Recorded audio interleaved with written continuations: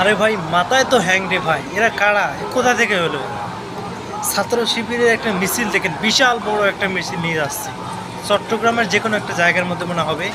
মানে এখানে যে এত যে ছাত্র শিবিরের লোক, আমি মানে কখনো এরকম কখনো মিছিল আমি দেখিনি।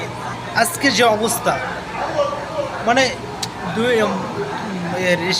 রিস্কা নিচে দুইটা, একটা মানে কিছু দূর সামনে এড়িয়ে একটু পিছনে, এরপরে আবার কিছু দূর এড়িয়ে ফের আবার আরেকটা, এদের পিছনে আবার অনেক ছাত্র শিবির দেখি লোক। শুধু চট্টগ্রামে, এই চট্টগ্রামের অবস্থা যদি এরকম হয় তাহলে কি হবে রে ভাই? আমার মাথাটা এত কাজ করে না, যে অবস্থা এই ছাত্র শিবিরের দিয়ে লোকের কোনো অভাবে নেই রে ভাই।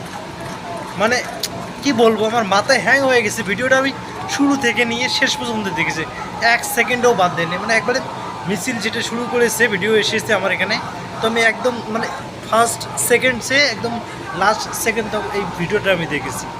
মানে আমি মানে কথা বলার ভাষা হারিয়ে ফেলেছি, কি বলবো। সো যাই হোক, আমরা দোয়া করি ভবিষ্যতে আরও অনেক ভালো কিছু করবে ইনশাল্লাহ। তো শুধু ছাত্র শিবির না, আমরা প্রত্যেকটা ছাত্র সংগঠনের জন্য দোয়া করি। তবে এরকম করা যাবে না যে আমরা একজন আরেকজনকার মানে ঘায়েল করার জন্য কথা বলবো, এরকম না।